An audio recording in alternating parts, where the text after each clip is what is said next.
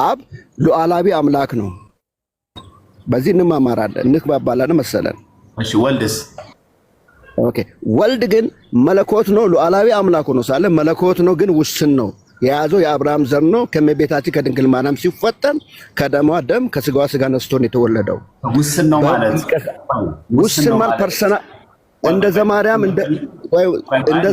እና እንደ ግርማ ፐርሰናል አለው ስጋ የለበሰ ማለት ነው።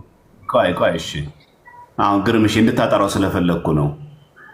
አብ ማድረግ የሚችለውን የአምላክነት የእግዚአብሔርነት ስልጣን ሁሉ ስግው ቃል ክርስቶስ ስጋን የተዋሃደው ክርስቶስ ያደርጋሉ ሳያደርግም መብት አለው። ግን የመጣት ክብሩን ጥሎ ነው የመጣው። ያን ስልጣኑን ሁሉ ትቶ ነበረው። ያ ክብር ሁሉ ነበረው። ዘማርያም እያዳመ አሁን ከኋላችን ብዙ ሰዎች አሉ የሚማሩ የሚከታተሉንና አዳምጤ ተረጋግተን ለሌላውም ትምህርት ይሆናል። አንተም የምታስተምረው ትምህርት ይሆናል። የኔም ሰሚዎች አሉ ብዙዎችና ወልድ መለኮት ነው። አምላካዊ ባህሪ አለው። ነገር ግን ክብሩን ትቶ ስጋ ለብሶ የባሪያን መልክ ይዞ እንደኛ መጣ። የመጣበት ሚሽን ስላለው ነው። ያ ያለው ሚሽን ሰው ፈጽሞ በሕግ ሊድን ስለማይችል በብሉይ ኪዳን ስልክል ስለማይችል ያን ሕግ ሊፈጽምልን እኛን ከእግዚአብሔር ጋር ሊያስታርቀን ስጋ የለበሰ ሁሉ ማዳን ስለማይችል ደህንነትን ሊሰጠን ሊያስተምረን በእኔና በእግዚአብሔር መካከል ላይ መንገድ ሊሆነን ሊያስታርቀን ካህን ሊሆነን መጣ።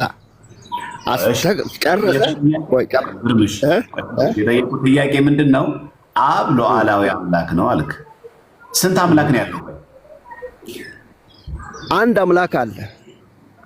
ስላሴ በአካል ስንት ናቸው? ሶስት ናቸው። እስቲ ንገረኝ። ሶስቱ ናቸው በስም ሶስት ናቸው። አብ ወልድ መንፈስ ቅዱስ። እሺ በአካልስ? አብ አካል አለ። ኦኬ መንፈስ ቅዱስ አካል አለው ልትለኝ ነው? ዘማርያም አንተ የምታምነው ነው። እኔ የኔን ተወው፣ መጀመሪያ አንተ ልስማው በደንብ። አሁን ይኸውልህ እኔና አንተ የምንናገረውን ዘማርያም፣ ይሄ አሁን የምንነጋገረው ክርክር አይደለም፣ ትምህርት ነው አይደለም? ማማር ነው። አንተ የምጠይቀኝ እኮ እኔን ዘማርያም፣ አንተ እንደምጠይቀኝ እኮ እኔን ገብቷል። ሚስቴክ ካለ እንነጋገር። ሚስቴክ ከሌለ ደግሞ የማትገባ አሁን ለምሳሌ ልንገርህ፣ የእናንተ አምስቱ አዋዶት አሉ አይደለም እንዴ? አሁን ለምሳሌ ዘምዬ ይኸውልህ፣ ግርምሽ ቆይ ግርምሽ፣ እኔ አሁን ረጋ ብዬ ነው እያናገርኩ፣ አንተም ረጋ በል ስታናግረኝ ማለት ነው። እኔ ለምንድን ነው ረጋ ብዬ ነው? ምናልባት ብርድ አለ እኛ ጋር ብርድ አለና ሸሚዝ ነው የለበስኩት። ያ ምናልባት የብርድ ሁኔታ ሊሆን ይችላልና ይቅርታ ወጥቻለሁ። አይዞሽ የእግዚአብሔር ቃል ስለሚያሞቅ ትሞቃለህ። አሁን ይኸውልህ በደንብ ምንም ችግር የለብኝ። አሁን እኔ የምጠይቅ ጥያቄ አንተ ለማሳሳት ሳይሆን መጀመሪያ ጥርት ያለውን ነገር እዛ ቃለ ሕይወት ቸርች ትማራላችሁ የጠየቁ ለምን መሰለ? የግልህን ሳይሆን ቃለ ሕይወት ቸርች የተማርከውን ትምህርት ሚስጥረ ስላሴ ላይ እንድትነግረኝ ስለፈለኩ። ስለዚህ ለዛ ነው ተምራለህ አልከኝ። ቆይ ግርምሽ ልጨርሳ። ቤተ ክርስቲያኔ ያስተማረችኝን ነው የምነግርህ አሁን። ቆይ ግርምሽ ኧረ ተረጋጋ፣ ቆይ ልጨርስ። ስለዚህ ቤተ ክርስቲያን ማለት ቃለ ሕይወት ቸርች ናት አይደለ? ቃለ ሕይወት ቸርች ስታስተምር መንፈስ ቅዱስ አካል የለውም ብላ አስተምራለች። መንፈስ ነው ብላ እግዚአብሔር መንፈስ ቅዱስ ነው። አካል የለውም ብላለች። አካል ግለጥና አስተምረኛ አይ ብላለች። የኔማ ኦርቶዶክስ ትምህርት ነው። አይ በአንተ ነው የምጠይቀው። በአንተ በቃለ ሕይወት ቸርች መንፈስ ቅዱስ አካል የለውም ብላ ያስተማረችው ቃለ ሕይወት ቸርች ጥቅስ እኮ እየጠቀስኩ እየነገርኩ ነው ዘማርያም። አይ ጥቅስ እየጠቀስኩ ግርምሽ፣ አንተ የምታምነውን ሳይሆን ያልኩ እራሷ ቃለ ሕይወት ቸርች ሚስጥረ ስላሴ ስትማር አንተ ስላሴ በአካል ስንት ነው ካስተማረች?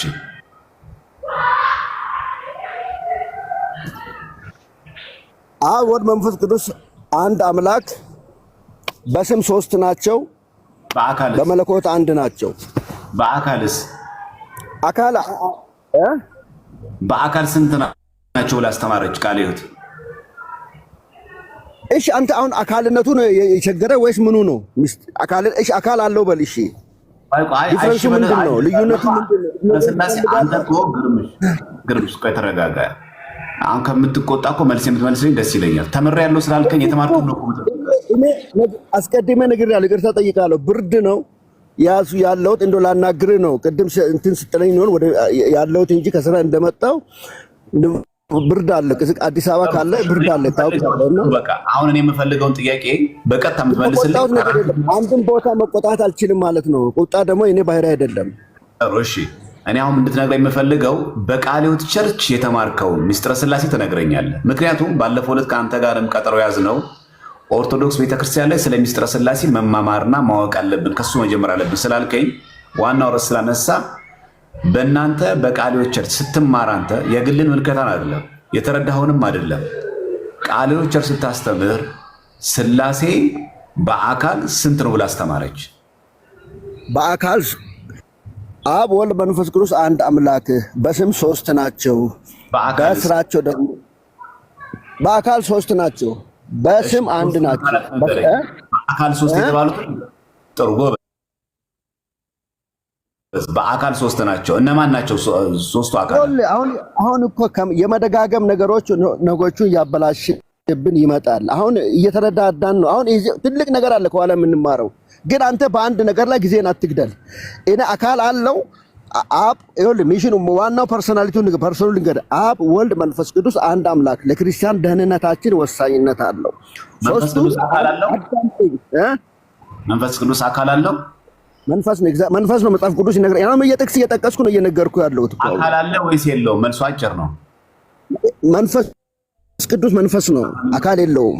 አካል ምንድን ነው? የለውም። አካል ምንድን ነው? አካል ማለት እንደ ዘማርያም ያለ ውስን ሰው ማለት ነው። ስጋና ደም ያለው በእኛ አካል ማለት ይሄ ነው። ስጋና ደም ያለው ነው አካል የሚባለው። አካል ምን ጋር ነው እንደዚህ የሚለው? መጽሐፍ ቅዱስ ነው። መጽሐፍ ቅዱስ እኮ ነው አሁን ያነበብከው የያዘው የሰው ዘር እግዚአብሔር። አዎ ከመጽሐፍ ቅዱስ ነው የምንነጋገረው። ከዛ ውጭ እንዴት እንነጋገራለን? በመጽሐፍ ቅዱስ ላይ አካል ማለት ስጋና ደም ያለውን ነው አካል የሚባለው። ስጋና ደም የሌለው ግን አካል አይባልም የሚል ማስረጃ ሳይንስት ጉድፈላ ዘማሪያ ይሄ በጣም ይሄ መታወር ነው። ይሄ ጌታ ምስክሬ ነው። ይሄ መታወር ነው። እርግጠኛ ነህ? 100% ይሄ መታወር ነው። የቃለ ሕይወት ቸርች መንፈስ ቅዱስ አካል የለውም ትላለች። ካለ ግለጥ። አሁን ቸርች ለምን ከለላ ታደርጋለህ? እኔና ግርማና ዘማርያም ነው የሚነጋገረው። ስምን ባላውቅም ዘማርያም ይላል። አዳምጠኝ። የኔን ትምህርት ለምን ጠቅስልሃለሁ? አንተ እኮ ከዚህ በፊት የገባኸው እኔ ማውራት የምፈልገው እንደውም ከኦርቶዶክስ ጋር በሚስጥረ ስላሴ ጉዳይ ነው ማወራው ብለህ ስለተናገርክ ሚስጥረ ስላሴ ጥያቄ እየተጠቃቀስን እንነጋገራ። እየተጠቃቀስ መጽሐፍ ቅዱስ አንተ እምነት አለ የጸና እምነት አለኝ ካልክ ትክክለኛ እምነት አለኝ ካልክ እኔና አንተ ቀርበናል አይደለም? ወደ ቤተክርስቲያን አትሂድ። አንተ ቤተክርስቲያን አዳምጠኛ። የቤተክርስቲያን መመሪያ አለ። ተዋህዶ ኦርቶዶክስ የምትከተለው ስላሴ አለ። እኔ ደግሞ የኦርቶዶክስ ታውቃለህ? የኦርቶዶክስን የሚስጥረ ስላሴ ትምህርት ታውቃለህ? ትንሽ በልጅ ላይ በጣም የምታውቀው የማንን ነው? ሚስጥረ ስላሴ ትምህርት የማንን ነው በደንብ የምታውቀው? የኦርቶዶክስን ትንሽ ስለምን ትንሽ የማውቀው እንደው ወልድ አካል አለው፣ አብ አካል አለው፣ ወልድ አካል አለው፣ መንፈስ ቅዱስ አካል አለው እና እቺ አምስቷ አዋደ ምስጢራት የምትባለው ነገሮች ናቸው። አምስቱ አዋደ ምስጢራት ናቸው ምናምን የሚባሉ ነገሮች ናቸው። እሱን ነው የማውቀው። አይገርምሽ? አባትህ ቤተክርስቲያን ሰሪ ነው ምናምን እያልክ እችን አምስቱን አማልክት ሳታውቅ ነው የወጣው። አይገርምሽ? አምስቱ አዋደ ነገርኩህ እኮ አምስቱ አዋደ ምስጢረ ስላሴ፣ ምስጢረ ስጋዊ፣ ምስጢረ ጥምቀት፣ ምስጢረ ቁርባን እነዚህ ነገሮች ናቸው የምትል አንተ ከሆነ ኢዚ የሆኑ ነገሮች ነው። ይሄ እኮ ለደህንነት መሰረት አይደሉም። ዘማርያም ካልሆኑ ለምን ሚስጥረ ስላሴ ላይ እንነጋገር አልከኝ? ታዲያ ያስኩ ምስጢረ ስላሴ ላይ እንነጋገር ያልኩ ይኸውልህ አምስቱ አዋደ ምስጢራት መማር ሚስጥረ ስላሴ ማወቅ ለደህንነት መሰረት ነው አይደለም? አዳምጠኝ። ይሄ ለደህንነት መሰረታችን ነው። አሁን አንተ የምትለኝ አምስቱ አዋደ ምስጢራት የምትለውን ነው የምትነግረኝ። እንደገረኝ የምትለው አማደ ምስጢራት አዳምጠኛ። እኔ ግን የምነግርህ ቆይ ግርምሽ አዳምጥ። ቆይ ስልክም ገባብህ መሰለኝ። አስተካክል እያሉ ይሆናል ምናልባት የሚደውሉልህ። ሃሎ ወይ ይሰማሃል? እ ይሰማሃል? አሁን እኔ ይሰማኛል። ማዳመጥ ልታዳምጠኝ እኮ አልቻልክም። ጭራሽ አላዳመጥኩም። እኔ ይሰማኛል። እኔ እያዳመጥኩ አይደለም። ኧረ ተው፣ ሰው ይፈርዳል። ተው ግርምሽ። አዎ ታውቃ እኮ እየገባሽ ነገር እኔ ካጠፋው ይቅርታ ያጠፋው አይመስለኝም። በደንብ አሁን የምፈልገው ጥቂት የምታውቀውን ሳይሆን በደንብ የምታውቀው ሚስጥረ ስላሴ ንገረኝ። በደንብ የምታውቀው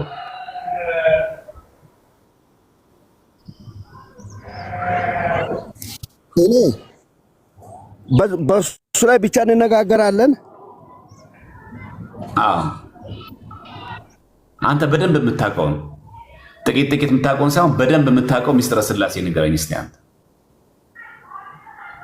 እግዚአብሔር አብ ሉዓላዊ አምላክ ነው። ሚስጥረ ስላሴ አምላክ ነው። ሚስጥረ ስላሴ ነው። እግዚአብሔር አብ እግዚአብሔር ወልድ ደግሞ ሉዓላዊ አምላክ ነው። ነገር ግን በስጋ ውስን ነው።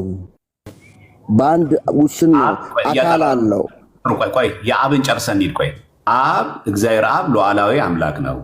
እግዚአብሔር አብ ሉዓላዊ አምላክ አካል አለው። አሁን የምነግርህ አዳምጠኝ። ዝም በልና አዳምጠኝ። ይኸውልህ ለአንድና ለመጨረሻ ጊዜ አዳምጠኝ። እግዚአብሔር አብ አሁን አታስጨርሰኝ። እግዚአብሔር አብ ሉዓላዊ አምላክ ነው። በአንድ ቦታ በአንድ ጊዜ ሁሉም ቦታ መገኘት የሚችል ሉዓላዊ አምላክ ነው እግዚአብሔር አብ። እግዚአብሔር ወልድ ደግሞ ሉዓላዊ አምላክ ሆኖ ሳለ መለኮት አለው። የያዘው የተወለደው የአብርሃምን ዘር ነው። ስጋ ለብሷል። እንደኔና እንዳንተ ስጋ ለብሷል። ውስን ነው። ሉዓላዊ አምላክ ሆኖ ሳለ ውስን ነው። ስጋ አለው። ተክለ ሰውነት አለው። ስለዚህ ውስን ነው። መንፈስ ቅዱስ ደግሞ ሉዓላዊ አምላክ ነው። በአንድ ቦታ ሁሉም ቦታ የሚገኝ መለኮት ነው። ይሄ ነው ስለ ስላሴ ማለት። ልትነግረኝ ከዚህ ውጭ ያለ ጥር ወልድ ክርስቶስ ስጋን የለበሰው ኢየሱስ ክርስቶስ በሁሉ ቦታ እንደ አብና እንደ መንፈስ ቅዱስ ይገኛል? አይገኝም። እርግጠኛ ነህ? ማስረጃ ምን እሰጣለሁ እኮ ምንም ቦታ በለቁዳይ እኮ ጥቅስ መጥቀስ እኮ አያስፈልግም እኮ። ክርስቶስ ስጋ ለብሶ የመጣበት ሚሽን አለው። ተልኮ አለው። ተልኮን ሊፈጽም ነው። ያ ተልኮ ምንድነው? በአዳም በህግ ካትል ጥያቄ አለኝ ለልጁ ዳቁን። በጣም ይቅርታ። ኧረ እባካችሁ ቆዩ፣ እባካችሁ በላቸው።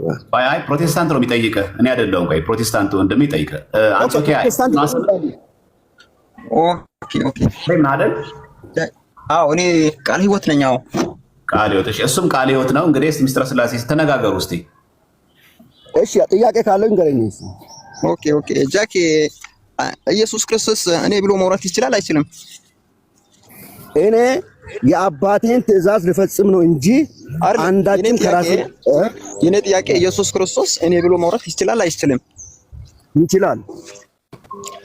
ፐርሰናል ነው እኮ እንደኔና እንዳንተ ሰው አብ ሉዓላዊ አምላክ ነው።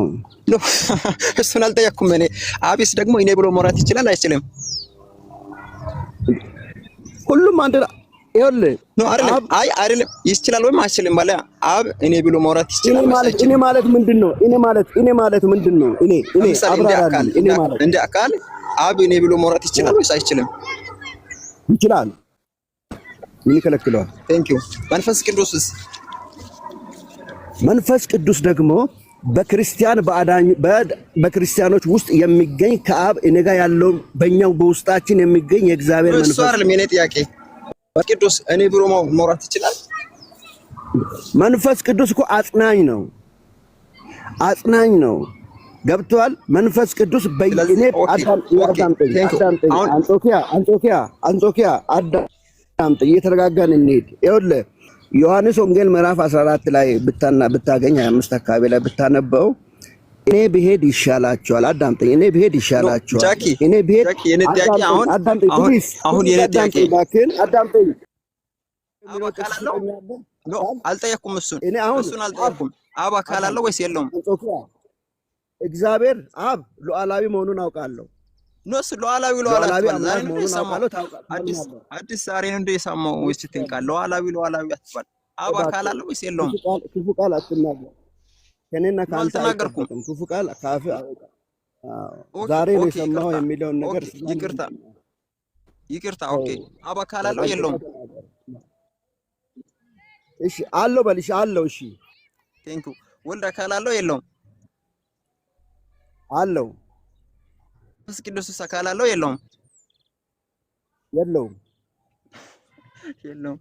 አብ አካል አለው፣ ወልድ አካል አለው፣ ግን መንፈስ ቅዱስ አካል የለውም። መሳቅ አይደለም። አልሳኩም። አይ ኦኬ መጽሐፍ ቅዱስ ጠቅሰን ተሟገትን። ሶሪ መጽሐፍ ቅዱስ ንገርና ነው ሲማው መጀመሪያ አብ አካል አለው። አብ አካል ኦኬ ሶሪ አብ አካል አለው፣ ወልድ አካል አለው፣ መንፈስ ቅዱስ ግን አካል የለውም። አለው ካልክ መጽሐፍ ቅዱስ ጠቅሰናቸው ማለት ሥላሴ በአካል ሁለት ናቸው ማለት እኮ ነው። ጥቀስና አሳየኛ እኮ ነው አይደለም። በስ ማሳየት ራሱ አይጠበቅብኝም። አሁን አብ አካል አለው ማለት ማሳየት ራሱ አይጠበቅብኝም። የነገርኩህ ያለሁት ኤፍሬም አንተ ቃሉን አይደለም ጠቅሼ የነገርኩህ ነው ያለሁት።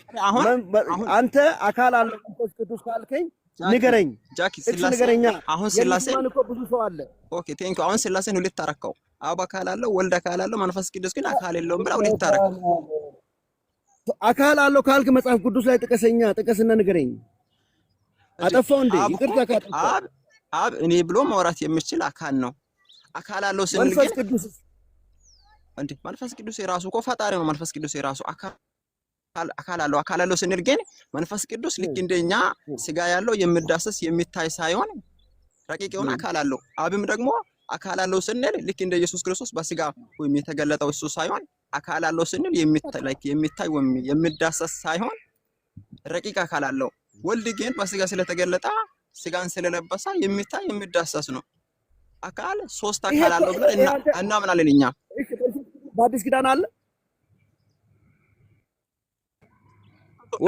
በአዲስ ኪዳን አለ ወይ? ጥቀስልኝ መጽሐፍ ማቴዎስ ወንጌል አይ ቲንክ 20:18 ላይ ነው አሕዛብን ሁሉ ሄዳችሁ በአብ በወልድና በመንፈስ ቅዱስ ስም እያጠመቋችሁ ደቀ መዝሙር ታድርጉ ያለው። በአብ በወልድና በመንፈስ ቅዱስ ስም አብ ወልድ መንፈስ ቅዱስ ስንት ስም ጠራውን እዚህ ጋር? ሶስት ስም። ታዲያ እንዴት አድርገህ ነው አብ አካል አለው ወልድ አካል አለው መንፈስ ቅዱስ ግን አካል የለውም የምትለው? መንፈስ ቅዱስ መለኮት አካል ሊኖረው ካልክ ይቀበላል። ግን ስጋዊ አካል አለው ወይ ንገረኝ። መጽሐፍ መንፈስ ቅዱስ ማለስኩት እኮ ስጋዊ አካል ልክ እንደኔና ልክ እንዳንተ የሚታይ የሚዳሰስ ሳይሆን ረቂቅ አካል አለው መንፈስ ቅዱስ። እንዱ ደግሞ አብም ምንድነው ልክ እንደኔና ልክ እንዳንተ የሚታይ የሚዳሰስ ሳይሆን ረቂቅ አካል አለው። እንዱ ወልድም አካል አለው እኔ ብሎ ማውራት የሚችል። አሁን ይኸውልህ ወንድሜ አሁን ቆንጆን አካሄድ እየሄድክ ነው አለው። ግን አሁን ይኸውልህ ወልድ አካል አለው አይደለም? አዎ የስጋ የያዘው የአብርሃምን ዘር ነው። አሁን አይደለም ብቻ በለኝ ወንድሜ ባክ። አዎ እኮ ኢየሱስ ክርስቶስ በስጋ ከዳዊት ስለተወለደ አካል አለው ስጋ አለው ኢየሱስ ክርስቶስ። ላዳምጠኝ። ፐርሰን አለው አካል አለው። በአንድ ቦታ ውስን ነው በአካል አይደለም እንዴ? ማነው ውስን ነው ብሎ ያስተማረ? ኢየሱስ ክርስቶስ እኮ መለኮት እኮ ከአብ ጋር እኩል ነው፣ ከመንፈስ ቅዱስ ጋር እኩል ነው። ማነው ውስን ነው ብሎ ያስተማረ? ይኸውልህ እንግዲያውስ አስዳምጠኝ። መንፈስ ቅዱስ ወልድ ወደ የክርስቶስ የኛን ስጋ ለብሶ የመጣው ህግ ማንም ህግ ሊፈጽም ስላልቻለ ካህናችን ሆኖ ህግን ሊያስተምረን ሰውን ከእግዚአብሔር ጋር ሊያስታርቅ ስጋ ለብሶ የመጣው ሰው የሆነው መለኮት ሆኖ ሳለ ክብሩን ትቶ የመጣው ስጋ ለብሶ የመጣው የኛን ህግ ሊፈጽም ሊያስታርቀን ነው። በዚህ ታምናለህ? አዎ። ስለዚህ ያ ኢየሱስ ክርስቶስ ውስን ነው ብሎ ያስተማረ ማን ነው ላንተ? ይሄንን ሲያስተምር ደግሞ ወደ ኤፌሶን ሲሄድ በመርከብ አንድ በመንፈስ ባይ እሱ እኮ አይደለም ስለ ስጋው ላይ ለምሳሌ ቆላስይስ ምዕራፍ 2 ቁጥር 9 ላይ የመለኮት ሙላት በሰውነቱ ተገልጦ ይኖራል ይላል። ያ ስጋው መለኮት ውስን ነው እንዴ? የመለኮቱ ሙላት በማ ተገለጠ? በሰው ተገለጠ ይኖራል። አዎ በሰው ተገልጦ ይኖራል። ስለዚህ መለኮት ውስን ነው ማለት ተገለጠው በማን ስጋው? ክርስቶስ እኮ በስጋው ውስን ነው የያዘው የሰው ዘር ነው። የኔና አንተን ዘር ነው፣ ያ ስጋ ነው የያዘው። አንተማ የሰማ ሁለት ቃል ከቀደም ጀምረን እየሰማን ደጋጋምኮ በጣም የሆነ ተሳስታል ሙሉ በሙሉ ቃለ ሕይወት እንደዚህ ብላ አታምንም። አብ ወልድ መንፈስ ቅዱስ በአካል ሶስት በመለኮት አንድ ብለን ነው የተማርነው ከሕፃንነታችን ጀምረን እንጂ አንተ የምትላቸው ቃላቶች ሁሉም የተሳሳቱ ናቸው። አንጾኪያ ስላሴ ላይ ምንም ስህተት የለብንም። አሁን ወልድ ለምን የለብንም ሳትል አንተ ተሳስታል ሙሉ በሙሉ ነው። አንተ ተሳስታል። እኔ የማላጻናትን ትምህርት ተምሬያለሁ ሙሉ በሙሉ። አንተ ግን ተሳስታል። እኔ የማላጻናትን ትምህርት ተምሬ ስላሴ ማለት አብ ወልድ መንፈስ ቅዱስ በአካል ሶስት በመለኮት አንድ መሆኑን ደጋግመን የተማርነው ነው። አንተ ግን አይ አብ አካል የለውም አብ አካል አለው ወልድ አካል አለው መንፈስ ቅዱስ ግን አካል የለውም ብለህ ያመንከው ነው። ሙሉ በሙሉ ተሳስታል። አንተ ቤተክርስቲያን እንደዛ አካል አለው መንፈስ ቅዱስ በእናትህ ያለ ይኸውልህ አንድ ነገር ተማር አንጾኪያ። አሁን ደግሞ ከኦርቶዶክስ ወጣው አልክ አይደለም? አሁን ከኦርቶዶክስ ወጣው አልክ እንዴ? በቃ የምታወራቸው ሁሉ ስህተት ነው የምታወራው። ተሳስተሃል። ሁሉም ነገር ስህተት ነው ያንተ። በምኑ ላይ አሁን እየሰማኸኝ ነው? በእግዚአብሔር ቃል ተንተርሰህ ምን አትነግረኝም? ልትመናገረኝ ከፈለክ እኔ አሁን ዘማርያምን ስናገር አዳምጠኝ። ከእግዚአብሔር ቃል ተንተርሼ እነግረዋለሁ። አንተ አሁን ተሳስተሃል የምትለኝ ከሆነ እሺ ተንተራስና ከመጽሐፍ ቅዱስ ጋር እንዲህ ነው ብለህ ንገረኝ። ቅድም እኮ ጠቀስኩ ማቴዎስ ወንጌል ላይ በአብ በወልድ በመንፈስ ቅዱስ ስም ሶስት ስም እኮ ነው የጠራው። አንተ ግን አብ አካል አለው ወልድ አካል አለው መንፈስ ቅዱስን አካል የለውም አልክ። የእግዚአብሔር መንፈስ አካል አለው ካልከኝ ንገረኝ። መጽሐፍ ቅዱስ በስጋ ነው። እኔ አሁን የምነግርህ በስጋ ነው። ይሄ ስጋ የለውም ብራዚል። አንተ ጤነኛ ነህ እንዴ? ስጋ መንፈስ ቅዱስና አብ ስጋ የሚታይ የሚዳሰስ ስጋ የላቸውም ብዬ ቅድም ነግሬሃለሁ። ግን በአካል ሶስት ናቸው። በምንም ተአምር ቢተርስ ሶስት ስም አብ ወልድ መንፈስ ቅዱስ የሚል ስም የራሱ ሶስት ነው። አካልም ሶስት ናቸው። መለኮት ግን አንድ ነው። ሙሉ በሙሉ ተሳስተሃል አንተ። የሚዳሰስ ወልድ የሚዳሰስ ስጋ የለውም እኮ። ወልድ በስጋ የሚዳሰስ ስጋ የለውም። ወልድ በስጋ ስለተገለጠ የሚዳሰስ የሚታይ አካል አለው። አብና መንፈስ ቅዱስ ለምንድን ነው የመጣው? አካል አለው ስንል የሚታይ የሚዳሰስ አይደለም። ለምን መጣ? ዳቆን ይሄ ልጅ ጤነኛ አይደለም። ይሄ ልጅ ጤነኛ አይደለም ማለት ቀጥሉ። ኧረ እባክህ አንጾኪያ መልስልኝ። አችሁት ግርምሽም ቃለ ሕይወት ነው።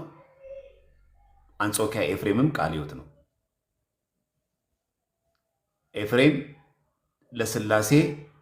ስላሴ በአካል ሶስት ናቸው ብሎ ያምናል። አብ አካል አለው፣ ወልድም አካል አለው፣ መንፈስ ቅዱስ አካል አለው ብሎ ያምናል። ግርምሽ ደግሞ እሱም ቃለ ሕይወት ሆኖ ግን አንድ ቸርች ሆኖ ግን እሱ ግን ለመንፈስ ቅዱስ አካል የለውም ብሎ ያምናል። ማን ነው ትክክል ሚስጥረ ስላሴ ላይ? ሁለተኛ ግርምሽ ከኦርቶዶክስ የወጣህበት አንዱ መሰረታዊ ጉዳይ ብለህ ባለፈው ዕለት እንደውም ቀጠሮ ያስያዝከው አንዱ ይሄ ነበር። ይሄ ነው ሚስጥረ ስላሴ ትምህርት። እንኳን ኦርቶዶክስን ለመተቸት ይቅርና ቃለ ሕይወት ራሱ እንደዚህ ታስተምራለች። ለመንፈስ ቅዱስ አካል የለውም ብላ ታስተምራለች። አካል ሲተረጎም በራሱ ስጋ ያለው ብቻ ነው አካል የሚባል ይላል። አንድ ኤግዚስተንስ ያለው መኖሩ የሚታወቅ ህልውና ያለው ማንኛውም ነገር አካል አለው ይባላል። ያ አካል ይዳሳል ወይም ላይዳስ ይችላል፣ ሊታይ ላይታይ ይችላል። ለማቃናት ማለት ነው። የሁለታችሁን ስለሰማ አሁን ሁለታችሁም እንደዚህ አይነት ትምህርት ስታስተምሩ ኤፍሬም እንደዚህ ሲናገር ቃለ ሕይወት ተምሮ አንተም ቃለ ሕይወት ተምረህ እንደዚህ ስትናገር ማን ነው የሚያርማችሁ? እስቲ ሁለታችሁም ስትሳሳቱ ማን ነው የሚያርማችሁ? እስቲ መልሱልኝ። እግዚአብሔር ቃል አለ ሲገለጥና እግዚአብሔር ቃል አስተምረን በእግዚአብሔር ቃል እንማማራ። ጥሩ። አይ መጽሐፍ ቅዱስ አዳምጠኝ። ስለ ቤተክርስቲያን መጽሐፍ ቅዱስ አሁን አንተ ጋር እግዚአብሔር ስለ መንፈስ ቅዱስ መለኮትነት አንተ ያልከው በመንፈሳዊ አይን ነው የምታየው። ዘማርያም ኧረ ቆይ እባክህን አንተ ቃለ ሕይወት ቸርች ነው ያለሁት እያልክ ኤፍሬምም ቃለ ሕይወት ቸርች ነኝ እያለ ሁለታችሁም ሚስጥረ ስላሴ ላይ የተለያየ ትምህርት አላችሁ። ሁለታችሁም እንዲህ የተለያየ ነገር ስታስተምሩ ትክክለኛውን ትምህርት የምታስተምራችሁ ማን ናት? ኤፍሬም ንገረኝ። አንድ አይነት ነው ዘማርያም፣ አንድ አይነት ነው፣ የተለየ ትምህርት የለም። እሱ ተሳስቷል ሙሉ በሙሉ። አይ ተሳስቷል እያልኩ በመንፈስ ቅዱስ ስም እኮ ስም ማለት ሶስት ስም አላቸው። ስለዚህ ሶስት ስም ሶስት አካል አላቸው እንጂ እሱ ተሳስቷል። ለመንፈስ ቅዱስ አካል የለውም፣ ለአብ ግን አካል አለው። እንዴ ዜና ታስተምረው የለንም ዘማርያም። አዎ ለዘዛ ና ያልተሳሳቱ አንድ ያል ደግሞ እኮ ግርምሽ ኧረ ተወይን ተው እንደዛ እሱ ተናዷል። ቅድም ያው መጀመሪያም ከኦርቶዶክስ ነው ወጣሁት ብሎ ሙድ ስለያዘ ተናዷል እንጂ ተሳስቷል ሙሉ በሙሉ። እንዴ ከኦርቶዶክስ መውጣት ያናድዳል እንዴ? ቢያንስ ኦርቶዶክሶችን እንትን ኦርቶዶክስን እኮ ዲፌንድ ማድረግ አልቻልክም። ስለዚህ ማንን ነው ዲፌንድ የማደርገው? እንዴት ግርምሽ ከኦርቶዶክስ መውጣት ምን ያናድዳል? ኦርቶዶክሶችን ትምህርት እንትን ማስረዳት ራሱ ቆይ አልቻልክም። ዘማርያም አንዴ ዘማርያም ቆይ ከኦርቶዶክስ ነው ኦርቶዶክስ ነበርኩኝ። ከዛ መውጣት ምን ያናድዳል? አንጾኪያ የወጣይበትን እኮ ቢያንስ እሱን እንኳን ማስተማር ወይም ማስረዳት መቻል አለብህ። ዝም ብላ ከኦርቶዶክስ እኔ እኮ አሁን እኮ አንጾኪያ እየሰማኝ ነው። ሰው ከተሳሳተ በእግዚአብሔር ቃል ይዳኛል አይደለም? ታምናለህ? ስለዚህ መዋሸት እኮ ይኸውልህ ሰው ሲያጠፋ በእግዚአብሔር ቃል በመንፈሳዊነት ሰው ሲያጠፋ የእግዚአብሔር ቃል ማስረጃ አለን፣ በማስረጃ ይዳኛል። አንተ አሁን ግርምሽ ይሄንን አጥፍተሃል ካልከኝ ደግሞ በመጽሐፍ ቅዱስ ልትሞግተኝና ለምን እንደሆነ ታውቃለህ? አንተ አሁን መለኮት እኔ አሁን ስጋዊ አካል ነው የሚል አንተ በመንፈሳዊ አካል ነው እየሄድክልኝ ያለው ገብቷል። እኔ አሁን መንፈስ ቅዱስ መንፈስ ነው ብሎ የእግዚአብሔር ቃል ሲያስተምረኝ አንተ መንፈስ አይደለም መንፈስ ቅዱስ ደግሞ አካል አለው የራሱ አካል አለው ብለህ ካልከኝ ደግሞ ቅረብና ከእግዚአብሔር ቃል ጠቅሰህ ንገረኝ፣ እመለሳለሁ። እሺ ልንገርህ በቃ ባጭሩ ይኸውልህ ጃክ ሙሉ በሙሉ ማለት ነው ግን ተሳስተሃል። እንኳን ኦርቶዶክስ እሺ ንገረኝ እኮ አዳምጣ፣ ሚዩት አድርግና አዳምጥ። ከስተት ሲጀመር አዳምጥ። እንኳን ኦርቶዶክስ አንተ ልትወጣ ቀርቶ የገባህበት ፕሮቴስታንትንም አታውቀው፣ የነበርክበትም ኦርቶዶክስም አታውቀው፣ እምነቱ ምን እንደነበር አታውቀው። ኦርቶዶክስ ፕሮቴስታንት አሁን የገባህበት ቃለ ሕይወትም አታውቀው። ሚስጥረ ሥላሴ ተናገር ሲባል አብ ሉዓላዊ አምላክ ነው፣ ወልድ ደግሞ እንደዛ ተብሎ አይነገርም። ሲጀመር ሚስጥረ ሥላሴ ሲጀምር ሥላሴ በምን አንድ ናቸው፣ ሥላሴ በምን ሶስት ነው። ከዚህ ነው የሚጀምረው። አንተ የዘለ የተገባው ሚስጥረ ስጋዊ ላይ ከዛ ደግሞ ውስን ነው አልክ። ክርስቶስ ስጋ በመልበሱ ምክንያት የማይወሰነው መለኮት ውስን ስጋን ተዋህዶ ስንናገር አብ በሁሉ ቦታ መገኘቱ፣ መንፈስ ቅዱስ በሁሉ ቦታ መገኘቱ፣ ወልድ ክርስቶስ ስጋ በመዋሃዱ ምክንያት አካላዊ ቃሉ መለኮትነቱ እግዚአብሔርነቱ አቶታል ማለት ነው። በሁሉ ቦታ አይገኝም ነበር ማለት ነው በምድር ላይ ሲመላለስ። እና ይሄ ትምህርት ከየት የተገኘ ትምህርት ነው? አንድ ሁለተኛ አካል የሚለው ላብራራልህ ባጭሩ። አካልና ቦዲ ይለያያል። አሁን አንተ ያቀላቀልከው እሱ ነው። አካል ማለት እኔ ባየው ሆነ እኔ ማለት የሚችል ለምሳሌ አብ በሰማይ ሆኖ የምወደው ልጄ ሲል እኔ አባት ነኝ እያለ ነው። ከዛ እኔና አብ አንድ ነን ሲል ደግሞ ወልድ ስለማን ስለራሱ እኔ ባየው ሆነ ማን ነው? ስግው ቃል እኔና አብ አንድ ነው ያለ። እኔና እኮ እያለ ያለው እኮ ስግው ቃል ነው። መለኮትና ስጋን የተዋሃደ ከማጋ ከአብ ጋር አንድ ነን።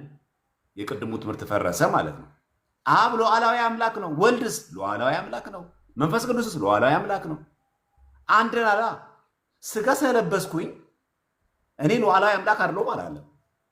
ስጋ ስለለበስኩኝ እኔና አብ አንድ አይደለንም አላለም። ሎቱ ስብሐት ዮሐንስ ወንጌል 10:30 ላይ እኔና አብ አንድ ነን።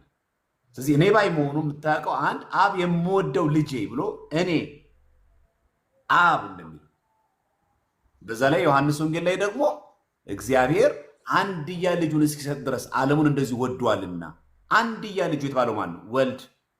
አንድያ ልጁን የሰጠው ማን ነው? አብ። እኔ ባይ የሆነ አካል ሁለታየ። መንፈስ ቅዱስ እኔ ባይ መሆኑን በርናባስንና ሳውልን ለጠራኋቸው ዓላማ ለዩልኝ አለ። ማ? መንፈስ ቅዱስ። አየህ፣ እኔ ባይ የሆነ የሚናገር አይታ፣ እኔ ባይ የሆነ የሐዋርያት ሥራ ምዕራፍ 13 ቁጥር 2 ላይ የምናገኘው መንፈስ ቅዱስን ለጠራኋቸው ለመረጥኳቸው ዓላማ ለዩልኝ አለ። ማን ነው አለ የተባለ እዚህ ጋር? እኔ ባዩ ማን ነው? መንፈስ ቅዱስ። ስለዚህ መንፈስ ቅዱስ አካል አለው። ይሄ አካል የስጋ አካል አይደለም። አካል አለው ለመባል የግድ የሚዳስና የሚጨበጥበት አይደለም። እሱ የሚዳስና የሚጨበጥ ምን ይባላል?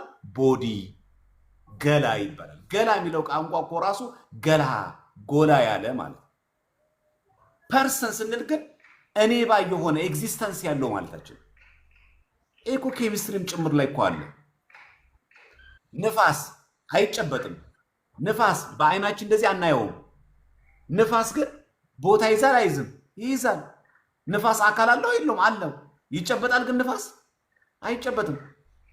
ንፋስ አካል የለውም ብትል እንኳን ኤክስ ነው የምትሆነው ማትስ ላይ ማነው ሳይንስ ላይ። መጀመሪያ መታወቅ የሚገባ ጉዳይ አካል የሚለው ቃል የሚጨበጥ የሚዳሰስ ነው የሚል ቃል ይውትም አትልም እንኳን ኦርቶዶክስ ቀርታ። ስለዚህ ወልድሳ አካል ተቀብያለሁ። ወልድሳ አካል አለው ወንድም አለም እና ምን መሰለ ግርምሽ የምር ዘማርያም አልተቃወምኩም። ወልድ በስጋ ውስን ነው። ሉዓላዊ አምላክ ነው። በስጋ ግን ውስን ነው። ቆይ እሱን ጋር ላስተካክለ። እሺ እሱን ቆይ ቤም ምንድነህ? ቆይ ካንተ ጋር ከምን አንዴ ደግሞ እስቲ በደንብ እንድታየው ማለት ቤም ምንድነህ? ወንጌል አማኝ ነኝ። እሺ አሁን ግርምሽ የተናገረው ምስጢረ ሥላሴ በወንጌል አማኞች ይታመናል? አይ ትንሽ ያልተረዳው ነገር አለ ብዬ እያሰብኩኝ ነው። ማለትም እንትኑ ማለትም አካል የሚለው እንደ አሰብከው አሁን ለምሳሌ አብ እንኳን ብለህ እንዳያስከው ከሆነ እንደ ክርስቶስ አሰበ ቢሆነ አብ አልታየም፣ አንድያ ልጁ ተረከው ነው እንጂ የሚለው አብ ተገለጠ አይልም። ወይ ደግሞ ዮሐንስ 4 ላይ ብታየው እግዚአብሔር መንፈስ ነው የሚያመልኩትም በእውነትና በመንፈስ ሊያመልኩት ይገባል በማለት አብም እንዳልታየ ያሳያል። አብና ወልድ ነው የታዩት ለሚለው ማለት ግን አካል ሲል ፍቃድ፣ ስሜት፣ የራሳቸው እውነት ወይ እውቀት ሲኖራቸው በመለያ አለው። በቃ እንደምታስበው እንደ በክርስቶስ እንደተገለጡ አይደለም ብለህ ያዘው ልልክ ነው። ሙሉ ወንጌል ነህ አይደለም ይፈልገው እንደዚህ መስል ምን አልከኝ? ሙሉ ወንጌል ነህ? አዎ። በሙሉ ወንጌል ምስጢረ ሥላሴ ተምራችሁ ታውቃላችሁ? ያው በደህንነት ትምህርትና እንደዚህ ኖርማል ትምህርቶች ላይ ትማራለህ። ጥሩ እኮ ምስጢረ ሥላሴ ስትማሩ እስቲ ስለ ምስጢረ ሥላሴ ምን ተማራችሁ? ሥላሴ በምን አንድ በምን ሶስት ወራሽ ተማራችሁ? ማለትም ያው ሥላሴ በፊትም ያው ወይ ሥላሴ የሚለው ሶስትነቱን በአንድ ለመግለጽ የምንጠቀምበት የግዕዝ ቃል ነው። ማለትም እግዚአብሔር ሶስት ሳይሆን በአንድነት ለመግለጽ ልተጠቀም ነው እንጂ ሶስት ነው ብለን አይደለም። ግን ይህን ስል ሥላሴ በስም ስንት ናቸው? ሥላሴ በስም ስንት ናቸው? በስም አንድ ነው፣ በአካል ሶስት ናቸው። ሥላሴ በስም አንድ ነው ማለትም በስም አብ አለ፣ እግዚአብሔር አብ፣ እግዚአብሔር ወልድ፣ እግዚአብሔር መንፈስ ቅዱስ በአካል አንድ እኮ። በስም ስንት ናቸው? ሶስት፣ አብ ወልድ መንፈስ ቅዱስ ማለት ነው። ስለዚህ አንድ አይባልም። እሺ በአካል ስንት ናቸው? ሶስት ናቸው። እስቲ ንገረኝ፣ በአካል ሶስት ስትል ማለት ሶስት የሆኑትን ነው ወይስ ሶስት የሆኑበትን መንገድ ነው? ሶስቱን አካላት ንገረኝ። ሥላሴ በአካል ሶስት ናቸው። ሶስቱን አካላት ንገረኝ። አብ ወልድ መንፈስ ቅዱስ እኮ ንገረኝ። በአካል ተንትን። አብ የራሱ የሆነ ልርዳ ፍጹም ገጽ ፍጹም አካል አለው። ቀጥል። እሺ አብ የራሱ የሆነ እግዚአብሔር አብ ማለት አሁን ከእሱ ልጀምርልና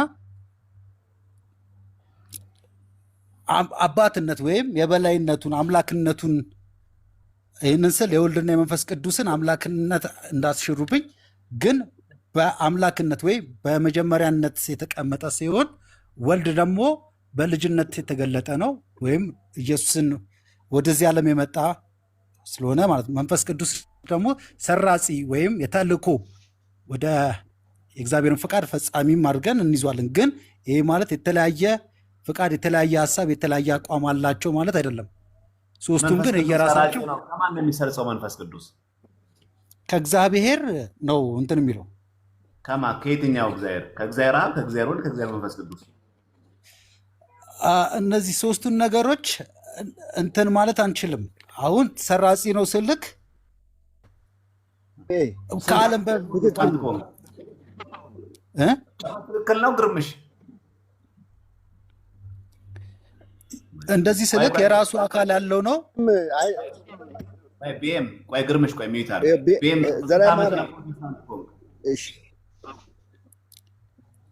የራሱ አካል አለው ከእግዚአብሔር የሆነና ከእግዚአብሔር የወጣ ወይም የሰረጸ ለማለት ነው የምንጠቀመው ማለት ነው። በኢየሱስ ክርስቶስ አማካኝነት ለአማኞች የተሰጠ ማለት ነው።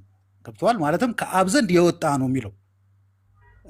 ኢየሱስም እኔ እሄዳለሁ መንፈስ ቅዱስን እልክላችኋለሁ ይላል እና ከአብ ዘንድ እንደሚላክ ወይ በኢየሱስ ክርስቶስ አማካኝነት ወደዚህ ምድር ለአማኞች እንደመጣ ይናገራል መጽሐፍ ቅዱስም ማለት ነው።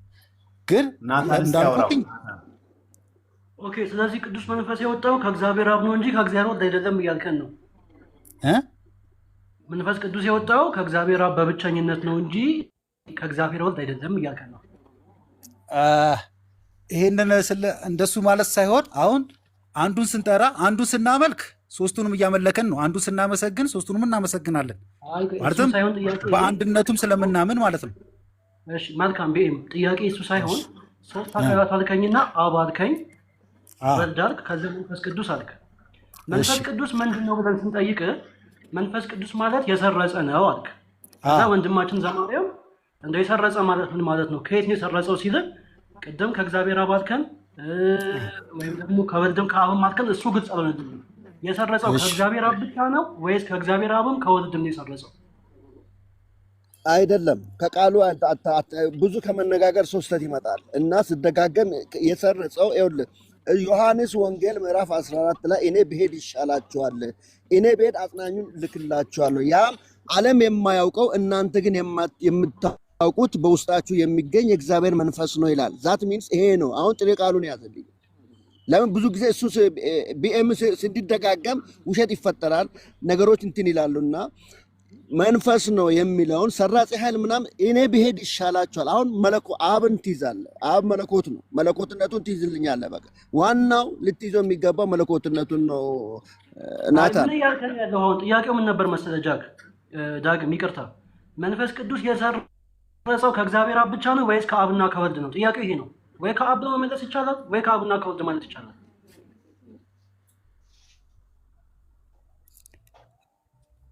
አሁን እኮ ናቲ እንትን ብለከው ነው። አሁን ጥያቄውን እንዴት አደረግከው መሰለ?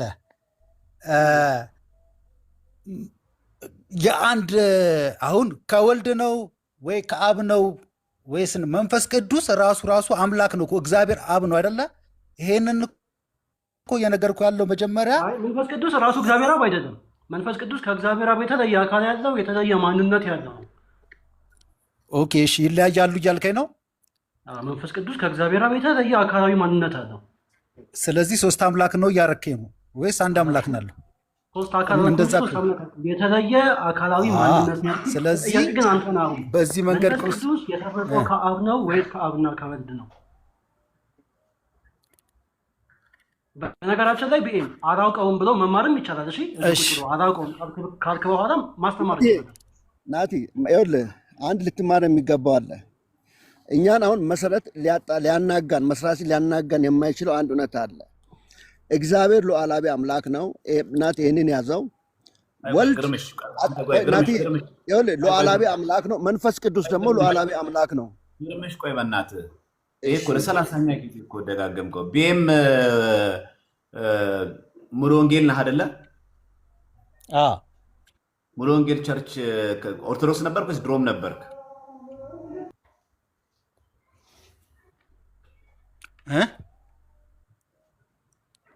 ድሮም ፕሮቴስታንት ሙሉ ወንጌል ነበርክ ወይስ ከኦርቶዶክስ ነው እንደዛ የገባው? ከኦርቶዶክስ ነው እንደዛ የገባው ወይስ ድሮም ነበርክ? አይ ከኦርቶዶክስ ነው የገባሁት። ስንት ዓመት ነው? ወደ 7 ዓመት ይሆነኛል አሁን። ጥሩ። የኦርቶዶክስ ቤተክርስቲያንን ሚስጥረ ስላሴ ትምህርት ታውቅ ነበር? አይ ብዙ ማውቃል ነበር አልልክም እኮ ህፃን እያለን ሄድከው? አሁን እንማራለን እንሄዳለን። ዝም ብለን ነው የምንሄደው እንጂ እንትን አላውቅም። ሚስጥረ ስላሴ ትምህርት አልነበረም ኦርቶዶክስ ላይ?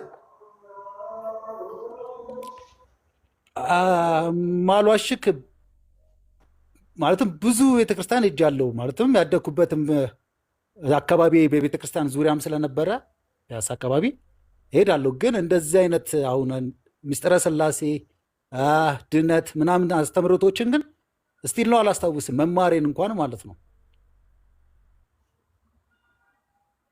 ሰንበት ቤት የለም ፒያሳ እዛ ጊዮርጊስ ሥላሴ ይማር ነበረ። ግን ያው ልጅ ሆነ ግቡ ግቡ በሆነ መንገድ ዝም ብለህ እንደሆነ ፕሮጀክት እንደሆነ ነገር እንደምገባው አይነት ወይ በክረምት ወይ ገጠመኝ ገብተህ ሙሉ እውቀቱም መንፈሳዊ መረዳቱም ብዙ አይኖርም። በዛ እንትን ነው ያሳለፍኩት። አሁን ስንት ዓመት ነው? ከ30 አይበልጥም እድሜ? ይበልጣለሁ እንጂ። ጥሩ። ስለዚህ ቢያንስ እንኳን አትሊስት የ23 ዓመት ሰው እያለ ወጣ እንበል። የ23 ዓመት ወጣት ኦርቶዶክስ እያለ እንኳን አሁን 30 ዓመት እንኳን ቢሆን ስለ ኦርቶዶክስ ቤተክርስቲያን ምስጢረ ሥላሴ ትምህርት በሰንበት ደረጃ በቅድስት ሥላሴ አልነበረም? ይኖራል ብዬ አስባለሁ። ግን እንዳልኩኝ ልብ ተሰጥቶክ ወይ ልብ ተከፍቶ በቃ ልማድ ነው ቤተክርስቲያን። አሁን ጠዋት ተነስተህ ትሄዳለህ፣ ጸበል ጠጣለህ።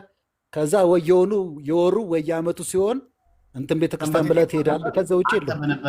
አንተ በነበርክበት ዘመን ሰንበት ትምህርት ቤት፣ መንፈሳዊ ኮሌጅ አልነበሩ? ነበረ። ሥላሴ ሰንበት ትምህርት ቤት ነበር።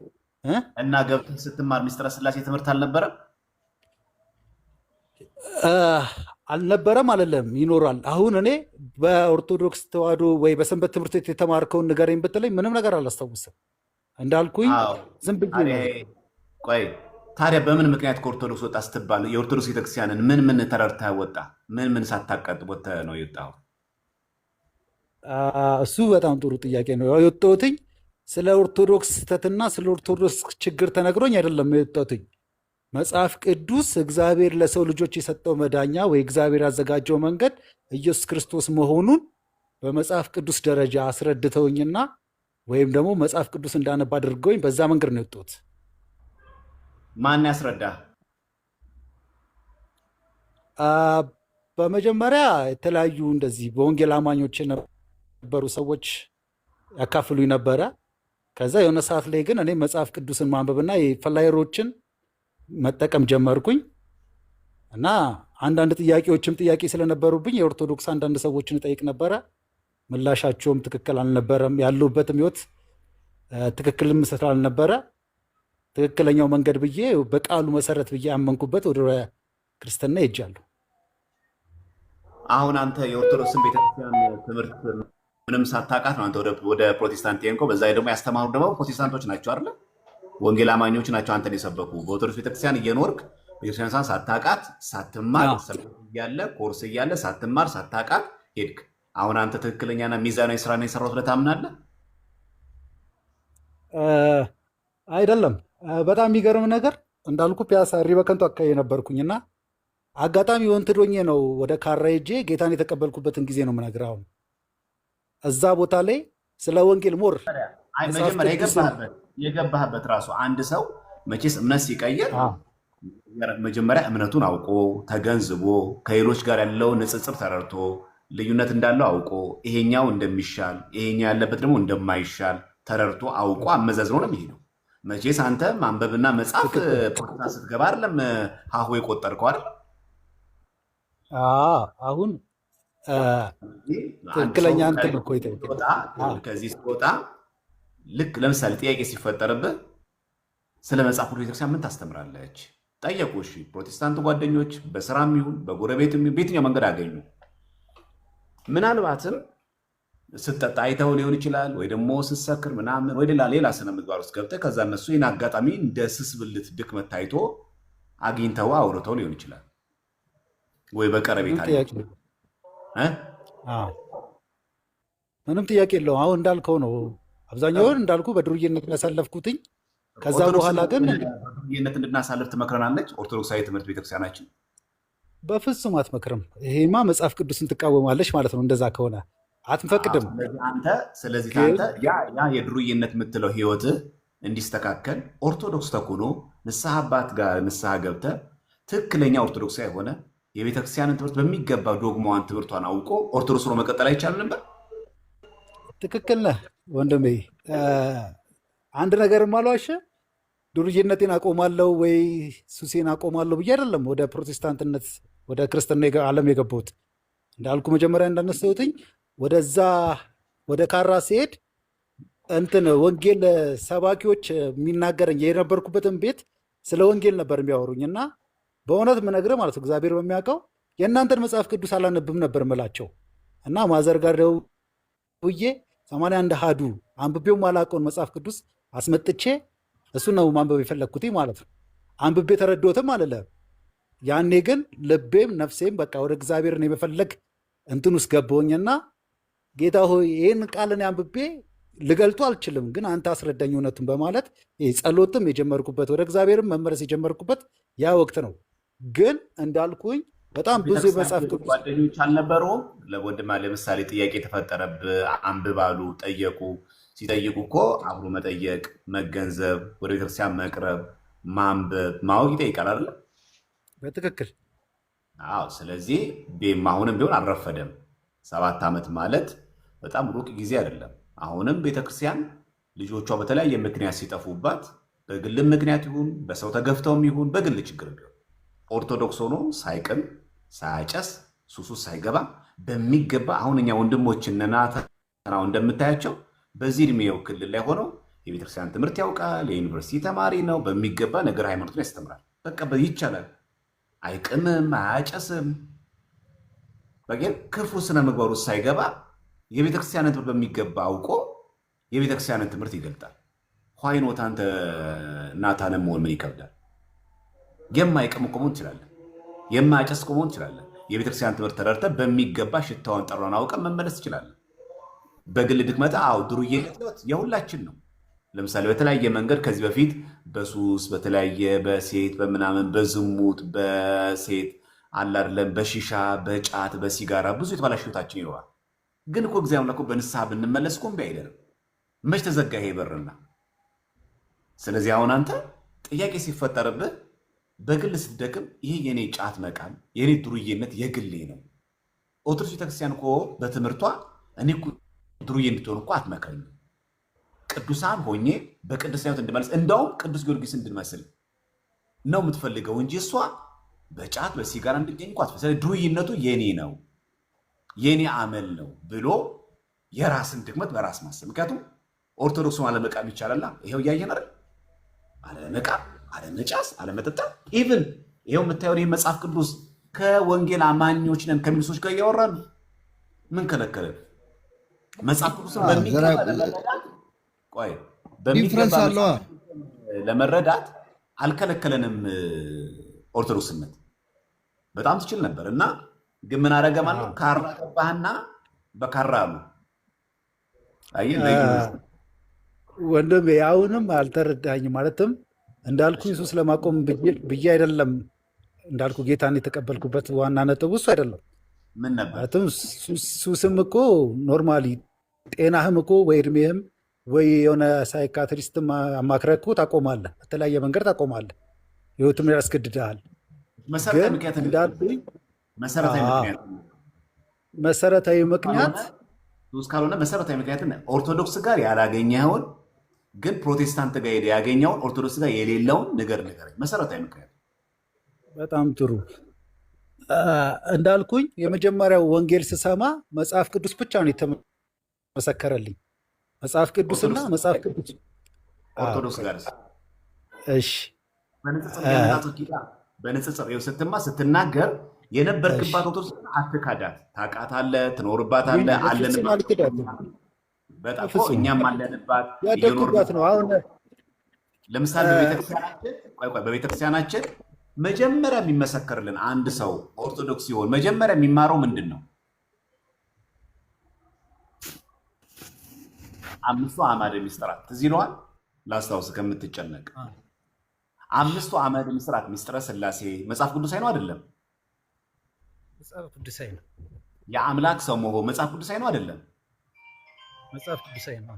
ምስጢረ ጥምቀት መጽሐፍ ቅዱሳዊ ነው አይደለም?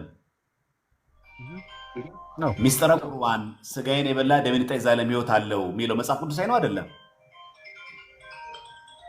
5ኛ ምስጢረ ትንሣኤ ሙታን ክርስቶስ ሲመጣ ሁላችንም ዳግም እንደምንነሳ ከሙታን እንደምንነሳ መጽሐፍ ቅዱሳዊ ነው አይደለም?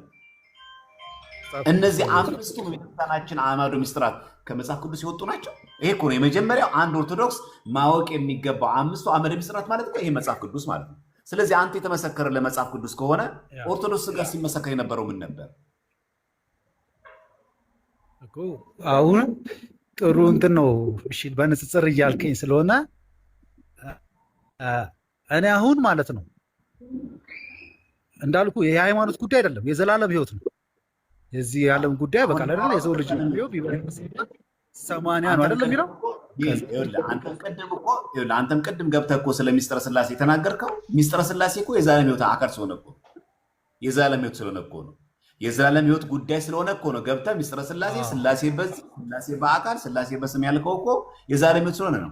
ስለዚህ እነዚህ አምስቱ አዕማደ ምስጢራት ማለት እኮ መጽሐፍ ቅዱስ ማለት ነው።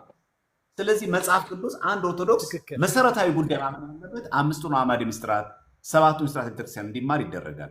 ይህ መጽሐፍ ቅዱስ አይደለም ወይ?